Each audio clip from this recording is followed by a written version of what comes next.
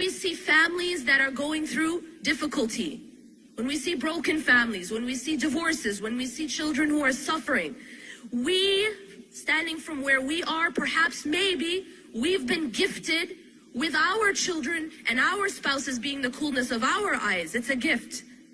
But maybe we're looking at others and judging them.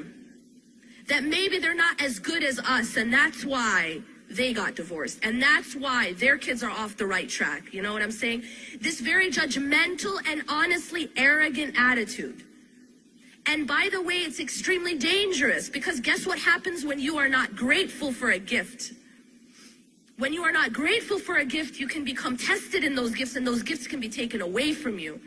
It's like a person who's been gifted with health and looks at someone who's sick and judges them and says, you know what, it's because they're just not as good as me. They don't work out as much as me, or they don't eat as much raw, organic, green vegetables as me. You know what I mean? And you judge that person, and you shame that person. We would never do that, because we realize that health is a gift, hopefully. Same thing with wealth. If you have money, you've been gifted with that money. Don't think that it's only because of your hard work. Because guess what? There are children working in sweatshops who are working harder than you. And they're not making the money you're making. So at the end of the day, we have to understand that all these things are provisions and they are gifts. And Allah very accurately puts it. He uses the word hiba, which is a gift. رَبَّنَا هَبْ لَنَا مِنْ أَزْوَاجِنَا وَذُرِّيَّاتِنَا قُرَّةَ أَعْيُنٍ. That make our spouses and our children the coolness of our eyes. This is a gift. So be careful. If you have it, be grateful. Don't be arrogant. And do not take credit for it. That's very important. I'll tell you one of the pitfalls we fall into as parents and as spouses. Imagine that you've been gifted with a righteous child. Please don't take credit for it. Please thank Allah. Please be grateful.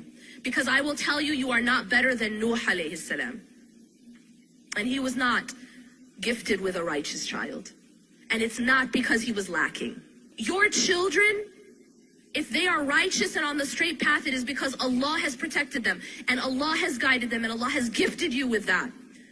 And always remember that even prophets had issues within their family. Lut alayhi salam's wife was not righteous. That's not because he was a bad husband.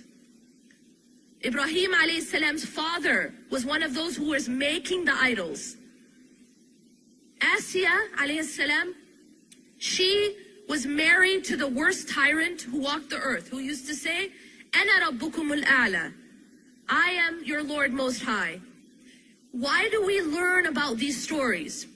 Because on the one hand, yes, Allah subhanahu wa ta'ala tells us the ideal. He tells us how it should be. But then He's also giving us examples that even the most righteous had issues in their family.